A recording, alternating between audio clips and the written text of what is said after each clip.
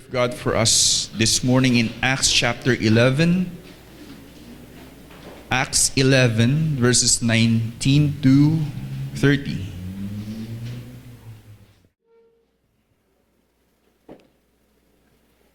Acts 11, 19 to 30. Hear the word of the Lord.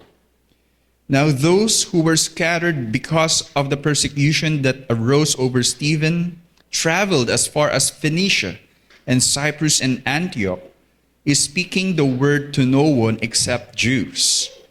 But there were some of them, men of Cyprus and Cyrene, who on coming to Antioch spoke to the Hellenists also, preaching the Lord Jesus.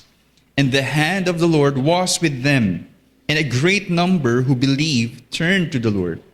The report of this came to the ears of the church in Jerusalem, and they sent Barnabas to Antioch. When he came and saw the grace of God, he was glad, and he exhorted them to all to remain faithful to the Lord with steadfast purpose. For he was a good man, full of the Holy Spirit and of faith, and a great many people were added to the Lord. So Barnabas went to Tarsus to look for Saul, and when he had found him, he brought him to Antioch. For a whole year they met with the church and taught a great many people. And in Antioch the disciples were first called Christians. Now in these days prophets came down from Jerusalem to Antioch, and one of them, named Agabus, stood up and foretold by the Spirit that there would be a great famine over all the world. This took place in the days of Claudius. So the disciples determined, everyone according to his ability, to send relief to the brothers living in Judea. And they did so, sending it to the elders by the hand of Barnabas and Saul. Church, this is the word of the Lord. Amen. Sige po, makakaupo na po tayo.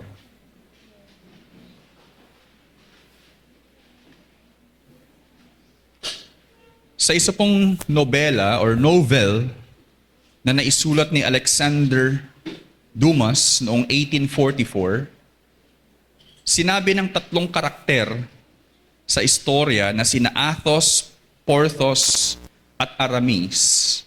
Aramis na tous, un,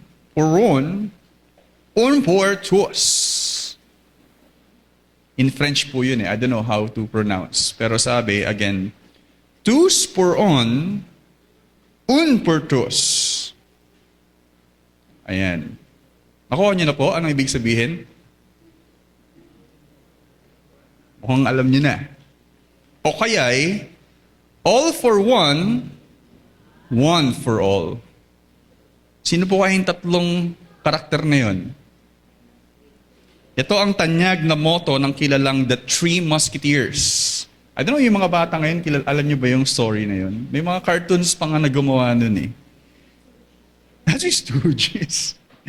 Three Musketeers. Sa panahon yata. Hindi, joke lang. Three Musketeers.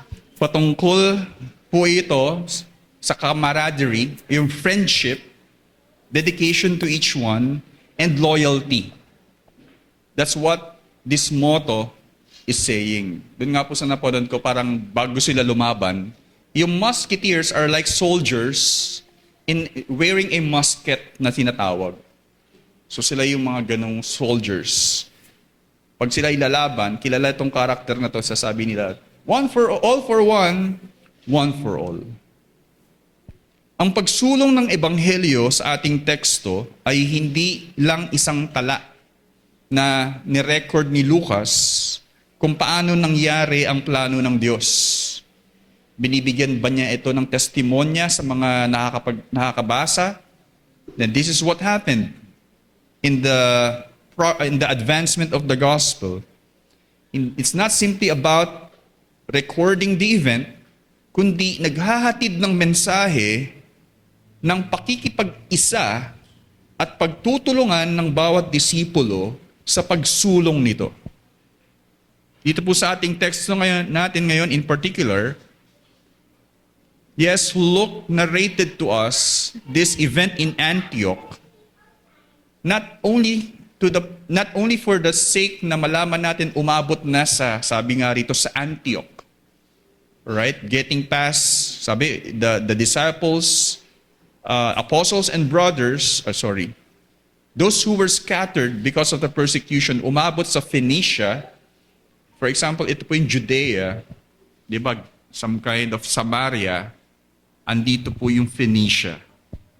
And then umabot daw po sa Cyprus, separate land, kung nasaan si Barnabas, hometown ni Barnabas, umabot po yung ibang na-scatter sa places ng Phoenicia, Cyprus, at sabi po rito sa Antioch.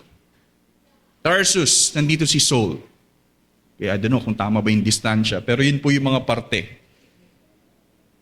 Yes, umabot po yung mga na-scatter na mga disciples in these parts, nag-share ng gospel, pero dito sa nabasa po natin, when the people or the many people in Antioch ay nakarinig ng ebanghelyo, even the Hellenists, na pagpala, nalaman ng taga-Jerusalem, itong report na to, and they sent Barnabas. And we have read earlier, because of Barnabas, many were added pa sa Antioch. Not only that, si Barnabas, pinuntahan pa si Saul sa Tarsus at dinala sa Antioch.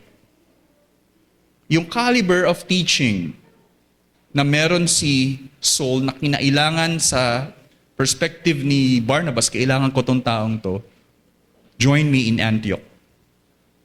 For a whole year they spent in this church, at least in the believers, the church itself, and surely, napagtibay yung pananampalataya nila to the point that the people in Antioch were calling them Christians for the first time. And a man actually a prophet from Jerusalem, coming down again, from the mountain, going down, yun po yung orientation, pumunta sa Antioch at nagpahayag ng prophecy that great famine will happen throughout the world, all over the world. Ano pong nangyari? The brothers in Antioch ay nagpadala ng relief sa Jerusalem. So, through the hand of the elders na sinasabing si Barnabas and Saul, the gospel, yes, is extending to these parts. Pero sila po ay patuloy, anuman po ang haharapin ng buong mundo, pati ng iglesia ni Jesus, pagpapatuloy dapat yung pagsulong ng ebanghelyo na hindi tayo mahihinder sa anumang mga sitwasyon na haharapin natin. We are helping one another. Why? Because pare-parehas tayong napapagpala ng ebanghelyo, and the ministry of the gospel should continue. This is really exciting kasi dito po, of course not yet, pero nagsisimula po dito yung parte na kung saan yung expansion even to Asia Minor, to Rome. Malayo-layo po yun through the missionary journey of Paul and Barnabas. Umikot po yun ng 3 missionary journeys na naitala dito po sa Acts.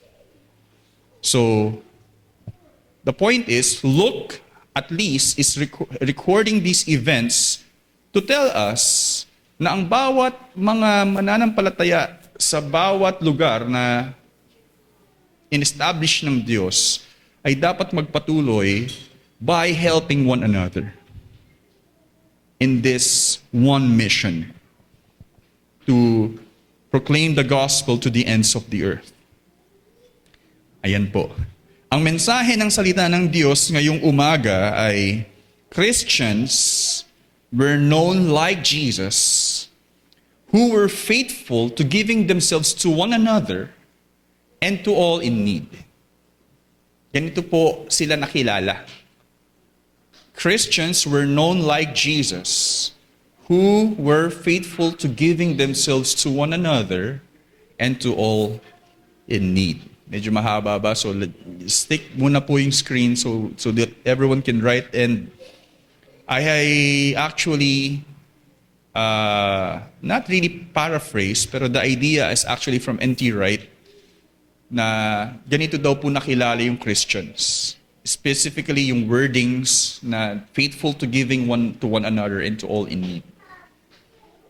Ayan po. And so also, tayo po makilala ng ganito. Right. Sa mga bata, this is the simple message in our preaching today for you. Commit your life to others like Jesus. Commit your life to others like Jesus. Because that's how Jesus is. Kung paano po siya, paano rin niya binigay yung sarili niya sa lahat. Well, here, the Jerusalem church, helping those people helping the ministry of the gospel in Antioch, sending Barnabas, even the help of Saul. Now, people in Jerusalem need relief. Nagpadala yung Antioch din ng tulong. And this is because of the gospel. Pinapakita ito ng dalawang larawan. Okay, first, 19 to 26, all for Antioch. So 19 to 26. And then second, 27 to 30, all for Jerusalem. Okay? So yung direction na ito, na una, yung pagtulong sa Antioch in the ministry of the gospel, enriching the life of the people through the message of the gospel. And now Antioch, for Jerusalem. Ayan, so sa mga bata ay ito, the direction also is the help toward us, this reality ng tulong ng iba para sa atin, and ang tulong naman natin toward them. Okay, 27 to 30. Got it? Okay? Toward us, and then toward them. Those were the 2 points. Alright, so una, all for Antioch. Kasunod ng formal na depensa ni Pedro at kapahayagan ng pagtanggap ng Diyos sa mga hintil sa Caesarea. Remember, Peter was like asked or confronted, let's say, by the critics of the circumcision party kung bakit siya nakipag-fellowship doon sa mga taga-Caesarea. After po nun, of course, nahimasmasan ba ang word na pwede nating sabihin? Because they were silenced. Because after all, it's not me, it's God. Giving me a vision. Even Cornelius, pinag-isa kami to deliver the message of the gospel. And then they were really transformed by the Holy Spirit. It is evident with my 6 companions. Nakita po yun. So after this defense, ito po yung panimulang mga sumunod na mga aksyon in our text ng pagmamalasakitan ng Hudyo at ng mga Hentil sa isa't isa. Nakikita na po dito yung practice of helping one another in the ministry of the gospel, Jews and Gentiles. Ang talang ito ni Lucas ay sa salaysay ay sinasabing napakahalagang yugto, important, sabihin po nating event, phase ng pagsulong ng ebanghelyo sa malawak na mundo ng mga Hintil. First is because katulad po ng Caesarea, sinasabi po may mga mixture of the people of Gentiles and Jews doon because of culture and trade. Antioch po ay nagsisilbing parang hindi naman significant city ng Roman Empire. Okay? So yun po yung Antioch. Para siyang nagsisilbing satellite city ng Rome, somewhere here.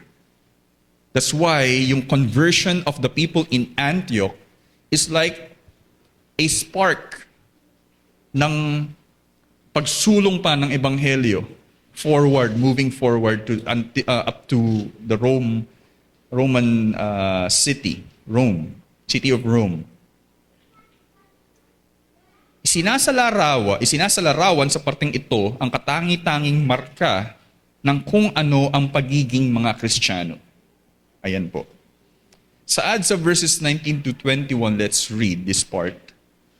Now those who were scattered because of the persecution that arose over Stephen traveled as far as Phoenicia and Cyprus and Antioch, speaking the word to no one except Jews. But there were some of them, men of Cyprus and Cyrene, who on coming to Antioch spoke to the Hellenists also, preaching the Lord Jesus. And the hand of the Lord was with them, and a great number of who believed turned to the Lord.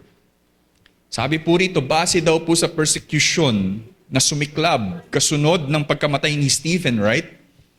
Na-scatter po yung Christians because talagang inuusig po yung mga Kristiyano. After Stephen, in his bold defense of Jesus as the Messiah, ayan, nagsimula po yung persecution na scatter yung mga Christians everywhere, sabihin po natin. Ang pagkahiwa-hiwalay ng mga disipulo sa Jerusalem ay sinasabi po rito na umabot hanggang sa hilagang bahagi, the northern part. In Phoenicia, Cyprus, and Antioch, sa pinakataas pa. I don't know if your Bibles have maps. Kung meron po, makakatulong. If you have, yeah, that's good. Pero, yeah, you may use it. At least lang po. Bagamat kalimitang nangangaral lamang ang mga ang iba rito, partikular sa mga Hudyo, sabi po, yung iba, yung mga Jews lang yung sinishare nila eh.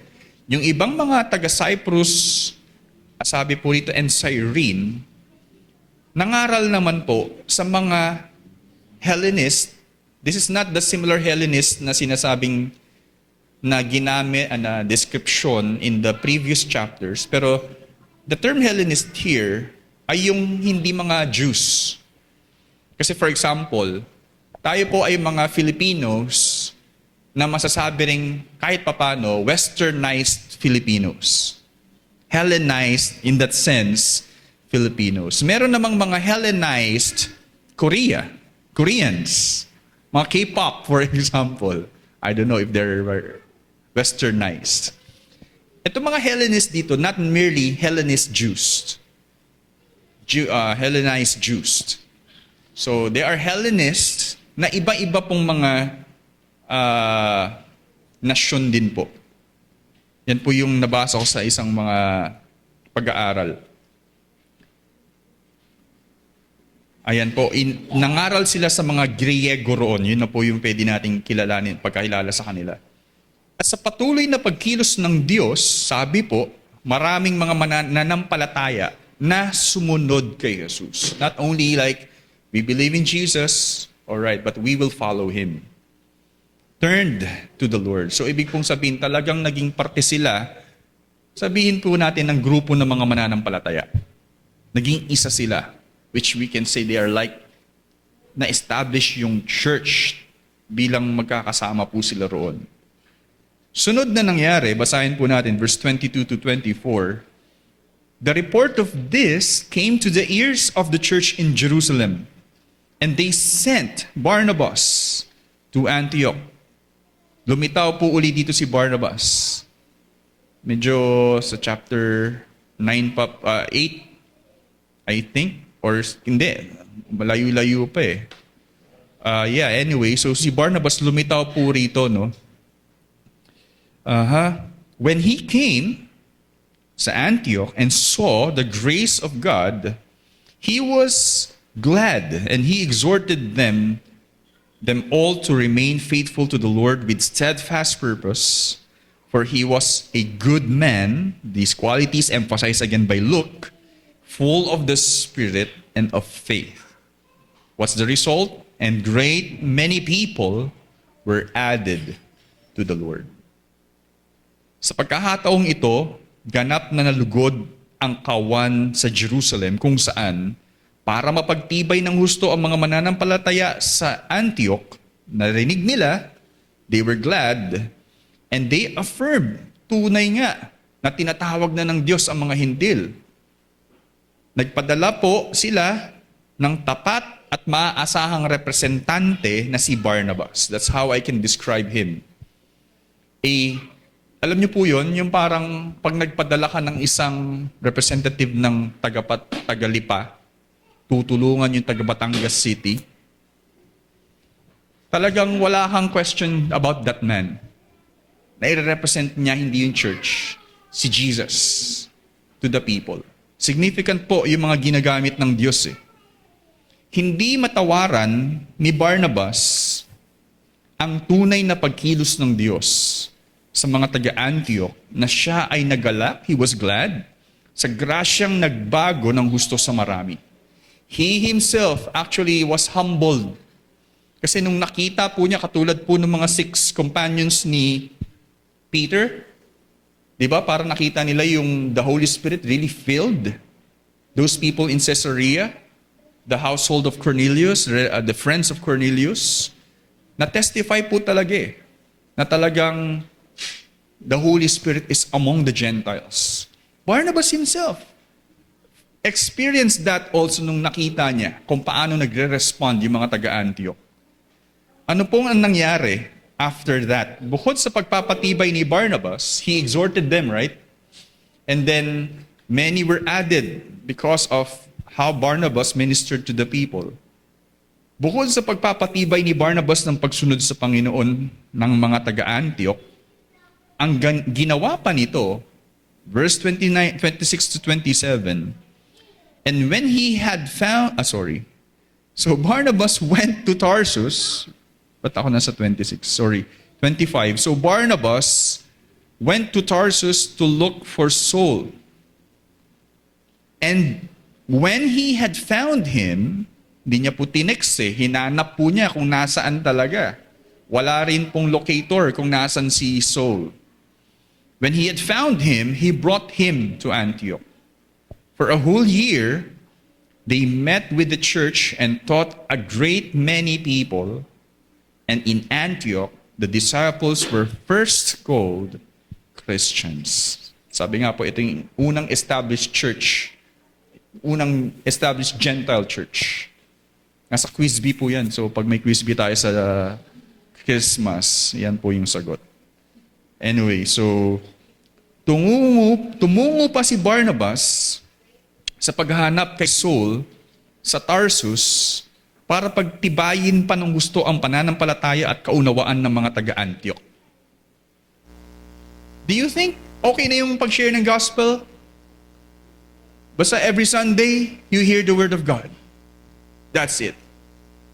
Well, si Barnabas, I think ang assumption ko po rito, yung ini-encourage niya, kasi I assume there are people na nadi-discourage of the situations in life. Normal na tao rin po sila. The pastoral care, I think, for Barnabas. Well, I'm not sure, but I can think, kailangan ko ng scholar to teach the deep doctrines of the faith na natutunan ni Saul through his teacher Gamaliel and the revelation of Jesus Christ.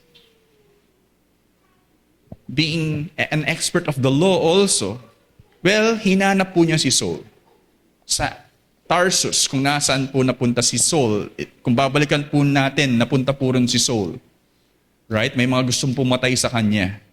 So nandun po siya at nahanap po niya at nagstay for a year si Saul. And teaching, sabihin po natin dito, taught a great many people. At tinawag po silang mga Kristiyano. Meron po akong nauugnay po rito kasi you know John Calvin. Right? Pag sinabi ko yung John Calvin, kahit wala akong gustong puntuhin, John Calvin, parang titingnan nyo kaagad. So what about John Calvin? Sino po yung tumawag kay John Calvin para mag-stay sa Geneva? You don't know the name but you know someone na ginamit, di ba? Si William Farel. Si William Farel, siya po sa Geneva, ginamit na mas-strengthen yung Reformation during that time. Parang maihahalin tulad rito ang matinding pagnanais ni William Farel na samahan siya ni John Calvin sa Geneva sa pagmiministeryo kung saan nagbigay ito ng sumpa kay Calvin at sinabing, "May God curse you and your studies if you do not join me here in the work He has called you to." So, halimbawa, Japhet, kung hindi ka pupunta sa lipa, for example, isusumpa ko yung mga pinag-aaralan mong yan. Walang kwenta yan kung hindi mo yan gagamitin at ipapakain, ituturo mo yan. You will labor hard for the faith of those people in Lipa. Well, you know the effects sa story, as if parang word daw to ng Diyos para kay Calvin. Kasi ito po yung fresh, nakakatapos niya lang yung Institutes of Religion. I don't know, 25 years old, 27, nagawa po niya yon. At parang gusto niya magpatuloy sa scholarship, not merely to be a pastor of a church. Nung naabutan siya ni William Farel, nalaman niyang nasa Geneva, kinausap, humihindi. This is the response. But after this word from William Farel, nagstay nga po siya. Okay? So nagbigay ng panahon si John Calvin na magministeryo sa mga mananampalataya sa Geneva, being even a scholar. Okay? Pero hindi po ito mismo nangyari sa ating teksto, right? The point is, these men, binigay po nila yung sarili nila to really help the saints, even in teaching the Word of God. Nalugod si Saul na sumama kay Barnabas at magstay for a year sa Antioch para alagaan at turuan ng husto ang mga mananampalataya sa Antioch hanggang mapagtibay ang pagkakilala sa kanila roon sa unang pagkakataon bilang Christians. Wow. I can't imagine how these men were recognized as so-called Christians to the point katulad sila ng sinusunod nila eh. Tingnan nyo yung sa kanilang buhay. Tinutulig sana sila, tuloy pa rin sa Diyos. Actually, derogatory nga daw po yung term na Christians. Eh. Kahit sa mga Methodists, sabi nila yung Methodist is derogatory. Protestants also derogatory. Hindi tayo yung nagpangalan na yan eh. Yung mga kaaway. So, pero they were called Christians probably because sa pagtibay po talaga yung pagiging Kristiyano nila, pagiging isa kay Jesus. Well, because of these men na nagministeryo sa mga taga-Antioch. What can we say here? Ang pagkilos ng Diyos sa mga taga-Antioch ay patuloy na katagumpayan ng paghahari ni Jesus. I want us to go back to the picture na Jesus commissioned all disciples, but of course the apostles, actually that you will be my witnesses in Judea, Samaria, and to the ends of the earth. Patuloy po na nangyayari. Sabi nga natin, significant yung event sa Antioch. This is the picture of the reign of Christ na patuloy pong nagtatagumpay. Kasi as we preach the gospel, many were really converted. Many are growing. The church is being established by the commitment of those people who will join forces to proclaim the gospel together in that place. And this is not because of us, it's because of the commitment of Christ that even the gates of hell shall not prevail against His church. Nagpapatuloy po. Ang mga kapwa nating Kristiyano ay mahalaga kay Jesus na karapat-dapat paghandugan ng ating buhay para sa ikalalago ng kanilang pananampalataya. Be it the kids that we are serving, be it the families that we are teaching the Word of God in our Bible studies, Be it the workers in the city hall, let's say, that we are reaching out. Be it our colleagues, or even whoever the saints pala in particular from other churches, ay mahalaga kay Jesus. Na paghandugan natin ang buhay.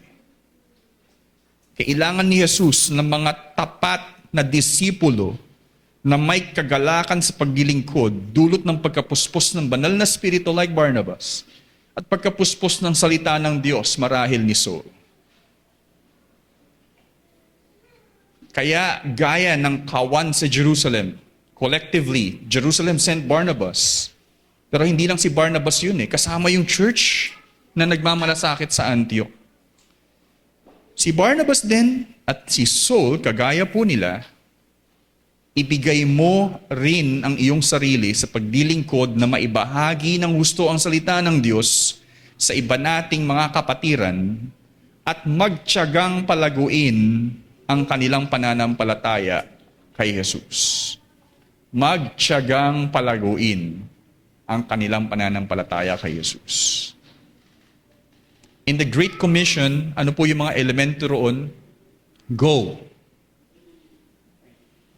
It's not like, no, online Zoom, I will teach. Pero the point is, you go and live with them, then you make disciples as you see them in the place where you are sent to go.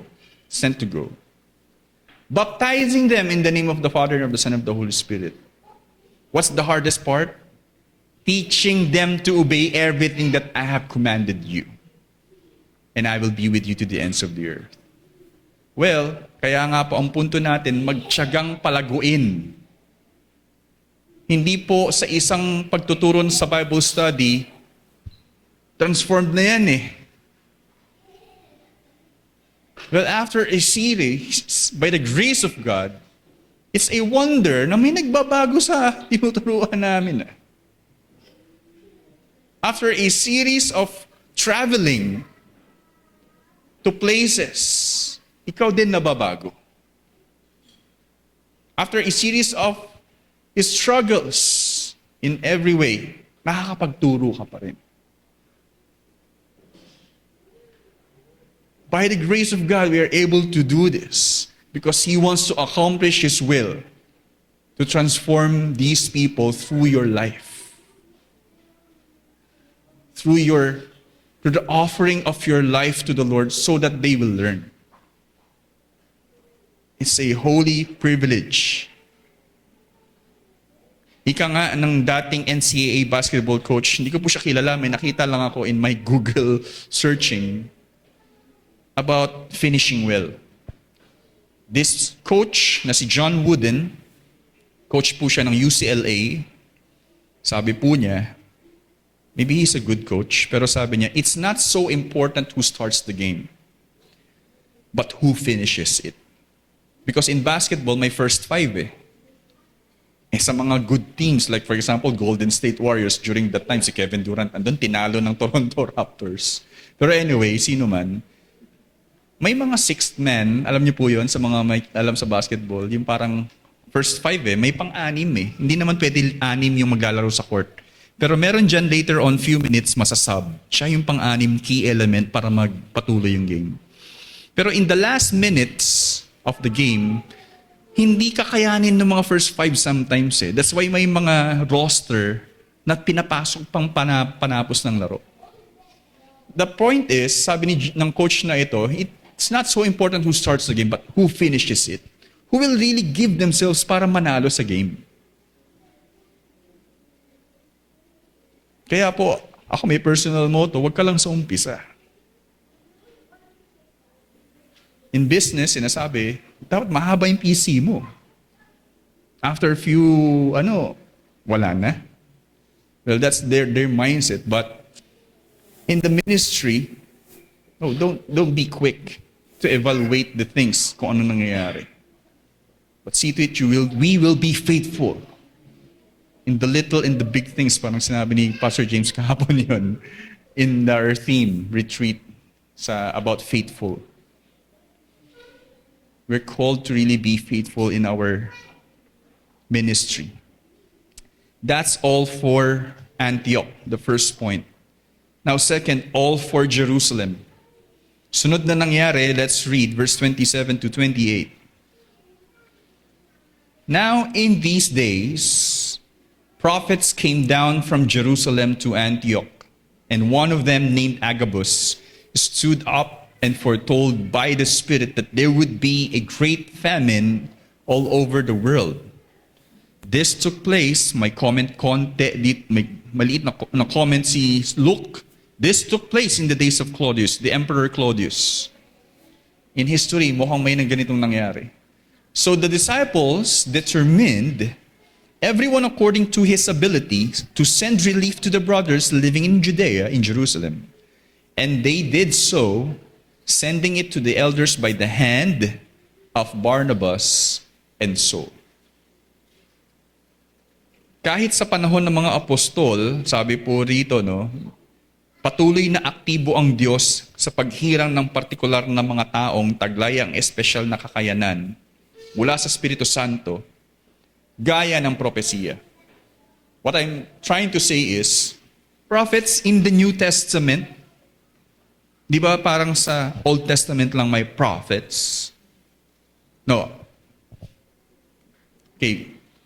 Ano rin po ito? It's a Bible knowledge even in the New. Like here in Acts. I'm not sure about now. Okay, pero in the New Testament, there are prophets. Ganito po yung task. Ang tawag po dito, foretelling. May prophets po kasi na foretelling na salita ng Diyos na hinahayag na. Pero ito yung foretelling, what will happen? Ito po si Agabus. Kinilala ni Lucas ang isang propeta mula sa Jerusalem na si Agabus na nagpahayag sa Antioch ng paparating na matinding taggutom sa buong daigdig. We're not talking about high price of gasoline, high price of, in effect, prices of goods. Lahat po apektado. Well, hindi naman talaga, pero famine eh. Paano ba magkakaroon ng famine in their time? Maybe because of weather. Walang yung drought ang tinatawag. Walang produce na harvest. Gutom talaga, tubig. Now, for some who are capable of surviving, good to them. Pero yung mga in the time of prosperity, wala nang makain, paano pa yung time of famine? So dahil dito, saad sa verse 29 to 30, so the disciples determined, everyone according to his ability, to send relief to the brothers living in Judea. And they did so, sending it to the elders by the hand of Barnabas and Saul. Also a significant record on how we will relate to the letters of Paul, na ini-encourage niya yung mga pinupuntahan niyang church for contribution to the saints in Jerusalem. I-reference sa mga sinasabi ni Paul sa letters niya. Sa puntong ito, hindi pa man nangyayari ang taggutom. Hindi pa po. Pinoprophesy pa lang po. Pero hinahanda na ng Diyos ang mga mananampalataya sa pamamagitan ng kapahayagan nito. There will be a great famine. Hindi pa parating, and I'm telling you this ahead. Pero lumalabas na sa prophecy na yon, nais ng Diyos na makapagpadala ang mga taga-Antioch sa mga taga-Jerusalem. Ayon sa kakayanan ng iba. This is not under compulsion na parang, basta magbigay ka ilang percent. No? So, extra giving, according to the ability of some people. Or according to the ability of the people na makapagbigay. Ang malawakang taggutom na ito ang isa sa naging rason na marami sa mga mananampalataya kahit sa ibang lugar na mabibisita ni Saulo sa hinaharap ay nagkaloob bilang tulong mismo sa krisis na ito. Sinabi ko na po sa mga letters ni Paul. For example, the Macedonians na kilala na shinare niya sa letter in Corinthians, out of their poverty, nagbigay po sila. Well, because of this kind of situation, Not merely tithes, sabihin po natin. Pero that's the essence of giving in tithes. Talaga pong may puso tayo na tumulong. May puso tayo na magministeryo through that means. Ang taggutom ay hindi basta ordinaryong pangyayari, kundi isang matinding kagipitan, lalo't higit sa mga kapos sa buhay. Sinabi ko na po ito. Buong loob na nagkaisa ang mga taga-Antioch na tulungan ang mga taga-Jerusalem kahit hindi pa man nangyayari ang taggutom. So for example, next week, tataas na yung gas. Ngayon pa lang, prepared na sila. Sinasabi po, no? Nagpadala na po agad. Ngunit masasabing ginawa nila ito hindi dahil sa napilitan silang gawin ito. This is how I will want to take it. And I think, kundi dahil sa biyayang natamo nila sa dulot ng pagpapagal sa kanila ng mga taga-Jerusalem. They're doing it because they're in gratefulness. They were being blessed by the men from Jerusalem, by the church from Jerusalem, to enrich them, to stay with them, to learn about Jesus Christ. They were filled so much by the Word of God that they are capable of sending relief because of that ministry. Tumugon sila hindi rin bilang utang na loob. The concept of the Filipinos. Si Piper, kinote po yung Philippines in the word utang na loob. Kasi I don't know sa culture, kung sa ibang kultura may ganun tayo, meron eh. It's not because of utang na loob, kundi bilang pakikipag-isa ng may pasasalamat sa patuloy na paglawak ng kaharian ng Diyos sa pamamagitan ng ministeryo ng Ebanghelyo. It's because of them kaya kami nakaunawa ng Ebanghelyo. They should continue in preaching the gospel. Let's help them. Even in the least that we can. Or if not the ministry, yung mga nagugutom sa Jerusalem. Magugutom. Naalala ko po yung isa kong professor, well, you may know him, si Dr. Lex Aguilar ko siyang na. May word po siya sa ganito partnership. Nung nakilala ko po siya, nag-encourage siya na, go to my house. Yung library nyo dito sa school, walang sinabi sa library ko sa bahay. Totoo po. Anyway, pinuntahan namin nila Pastor Enteng. So, anyway, until na ako pa na lang mismo yung pumupunta personal, pero tuwing pupunta po ako doon, meron po kaming initiative, ako mismo, na magbigay financially sa kanya. Because siya po yung tipo na namumuhay lang by the gospel. Hindi po siya magpo-promote ng sarili niya so he can speak to the churches. Not like that. Well, kung ano po yung estado ng church, dun siya nabubuhay. So, voluntarily, parang, I'm really led to really give some kay Dr. Lex. So, anyway. Pero, pag pauwi na ako, yun yung po yung tipo na, huwag na, hindi, huwag na, yung nagagano na, nagre-wrestling. So si Sister Agnes, gaganon na lang yun, ayaw niya rin makita yung ganon eh. Pero huwag ka munang alis. Hanggang sa magdadala ng libro, gaganon sa akin. No? Uy, grabe, ba't mo binigay yan? This is partnership. We are gospel partners. Gumaganon siya, you bless me, I bless you. Yung isang set dyan sa kanya yan eh. So anyway, pag nakikita niya, what a good sight. Gumagaling siya pag isang beses nandito siya. This is partnership. We do this as gospel ministry partners. Yun po yung sinasabi niya. Tinatrato namin ang bawat isa na manggagawa ni Jesus na ginagamit sa kanyang-kanyang lugar at magtutulungan para mapagyaman ang bawat isa sa tawag ni Jesus. I'm blessed sa natutunan ko po sa kanya. And he wants to continue to bless me. Actually, nung last anniversary, nagbigay na naman ng set of books. Sabi ko, wow. Ang paglilingkod sa kapwa nating mga mananampalataya at sa lahat ng tao ay hindi matatawarang kagalakan na ipinagkaloob sa atin ni Jesus. Serving one another. It's really a joy. Hindi lang tayo ang ginagamit ni Jesus para maipahayag ang ebanghelyo sa ating komunidad at mapagtibay ang bawat isa sa atin sa mas malalim na kaunawaan nito. Okay? Hindi lang po tayo, no? May mga tapat na nagpapagal rin sa ibang lugar para maibahagi si Jesus at nagsusumikap na palaguin ang kanilang mga kapatiran sa pananampalataya. While we are enjoying how the Lord is working out His grace sa atin dito, sa ministry natin, well, there are also churches na napapagpala because of their faithfulness.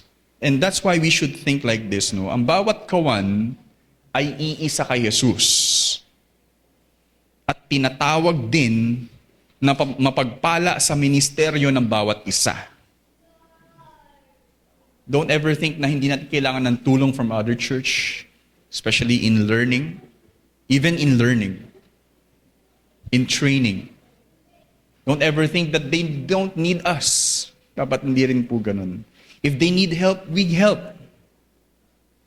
Habang tayo ay nagsisikap na pagdingkuran ang ating komunidad, think about our ministry here in our place. Palawakin rin natin ang ating puso na makatulong kahit sa ministeryo ng iba hanggang maipatotoo ng mundo na tayo nga ay mga Kristiyano.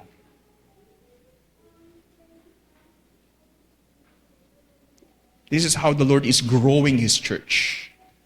Na ang bawat isa ay lumalaki yung puso. Na hindi lang sa perspective natin, pero yung nangyayari sa ibang lugar. Kaya gaya muli ng mensahe sa atin sa umagang ito, Christians were known like Jesus who were faithful to giving themselves to one another and to all in need. Nagsasabi ring, commit your life to others like Jesus. Again, pinakita ito ng dalawang larawan sa teksto. Una, all for Antioch and all for Jerusalem, o kaya toward us and toward them. Now as we close, ang teksto natin dito sa Acts 11, 19 to 30, at particular sa verses 29 to 30, 29 to 30, na nag-send ng relief yung taga-Antioch sa Jerusalem. Others are not agreeing, but elite scholars are agreeing na ito daw po yung konteksto ng sinasabi ni Pablo sa Galatians.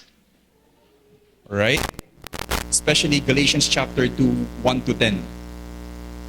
Sinabi po ni Pablo, yes, in these verses, tingnan po natin, Galatians 2, 9 to 10, it says here, and when James and Cephas and John, who seemed to be pillars, perceived the grace that was given to me, they gave the right hand of fellowship to Barnabas and me, that we should go to the Gentiles, and they to the circumcised, and they to the circumcised. Sila po, no?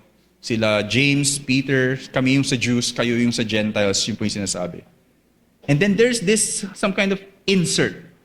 But remember this. Only they ask us to remember the poor, the very thing Paul is saying I was eager to do. Why will these men instruct Paul as a postscript, no? Parang ang dating PS.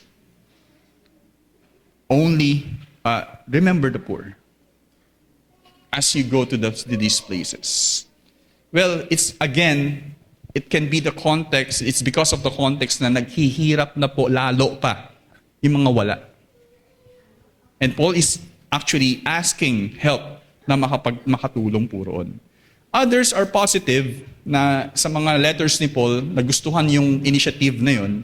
Others are not agreeing. So ibig sabihin, may tension po talaga sa puso ng mga mananampalataya na tumulong. Sa ating lokal na kongregasyon, isang banal na ambisyon na tayo ay patuloy na maging daluyan ng buhay ni Jesus sa lahat ng tao. That's our joy. To transform people in the gospel. Babago yung buhay, even through financial help. Hanggang sa mga taong nangangailangan ng lubos. Yun po ay kagalakan natin. Isang karangalan na magamit tayo ng Diyos dito sa ating komunidad. And to tell you also, even in the least that we are contributing, magamit din tayo sa ibang bansa. Sa Bangladesh. Kahit pa paano. It's really an honor. Kahit tayo ay hindi naman kalakihan at tanging higit na yaman ng ebanghelyo lamang ang pinakahandog natin. Like Peter and sino nga ba yung isa? Silas? Gold and silver, we cannot give you. Pero pinagaling nila yung may sakit. This we give to you. Subalit, mga kapatid, naway tayo rin ay maging katulad ng mga kawan na hindi inaalis ang pag-alala sa mga nangangailangan. Dahil ito ang puso ng Diyos. May mga nakikita po ako mga Presbyterians, other than the tithes and offerings, they have this kind of offering na for the poor.